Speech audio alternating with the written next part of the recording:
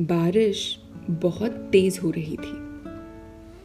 कल्पना खिड़की के पास बैठी थी। उसने हल्के से चिटकनी को खोला और शीशे को बाहर की ओर धकेला। हवा और बारिश की कुछ बूंदें सीधा उसके मुंह और कॉपी पर आकर गिरी। मैथ्स के फॉर्मूलाज की जगह बारिश और बिजली के रिदमेटिक साउंड में उसकी दिलचस्पी बढ़ने लगी। मैथ्स के सवाल हवा हो गए और मौसम का हाल बयां होने लगा। मेहता सर के 3 बार आवाज देने पर भी जब वो कविता लिखने में उलझी रही तो पास में बैठे उस अनाम लड़के ने बेहद करीब आकर उसके कान में फुसफुसाया, तुम्हें आवाज दी जा रही है। कल्पना चौंक कर उस लड़के की ओर देखने लगी। इससे पहले वो कुछ और कहती, मेहता सर ने फिर आवाज लगा दी, कल्पना से बाहर आ गई हो मैडम, तो जरा कॉपी लेकर इधर आओ। 7 लड़कों के ग्रुप में कल्पना अकेली लड़की थी इस ट्यूशन पर। ये सभी लड़के ना तो उसकी क्लास के थे ना उसके स्कूल के, इसीलिए बहुत ज्यादा बातचीत नहीं होती थी। मेहता सर ने फिर तंज किया, लिख डाली होगी कोई कविता शविता, तुम एक काम करो, आज पढ़ ही डालो, देखें कौन कवियत्री हो तुम। कल्पना ने पढ़ डाली। उसके पढ़ते पढ़ते मेहता सर ने बोर्ड पर 2 सवाल और लिख दिए। यह कविता खत्म हुई।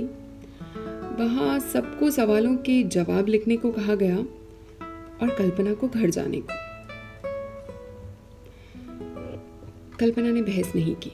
वो बाहर बरामदे में आकर खड़ी हो गई और बारिश के रुकने का इंतजार करने लगी। क्लास खत्म हो गई मगर बारिश नहीं रुकी।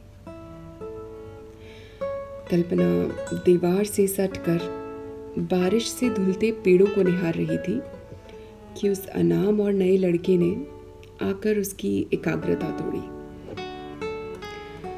तुमने बहुत अच्छी कविता लिखी, keep writing, may be you'll become a writer someday. Writer, ये तो कल्पना ने कभी सोचा ही नहीं, मगर उससे मिली तारीफ के 2 बोल सुनकर वो खुद को मुस्कुराने से न रोक सकी। वो जैसे जैसे उसके कहे शब्द मन ही मन दोहराती, उसके चेहरे पर एक अलग ही निखार आ जाता। अब उसे मेहता सर की डांट का भी बुरा नहीं लग रहा था।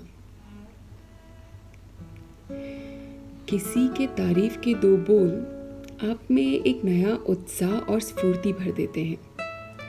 फिर चाहे आपकी मेहनत मनचाहा रंग ना लाए, आप उतने हताश और निराश नहीं होते, क्योंकि किसी एक ने आपको कुछ हद तक समझने की कोशिश की, बेशक कविता के माध्यम से। उस दिन के बाद वो लड़का कल्पना को कभी ट्यूशन पर नहीं मिला। कल्पना लेखक भी नहीं बनी, मगर उससे मिली सराहना के सहारे वो आज भी लिख रही है।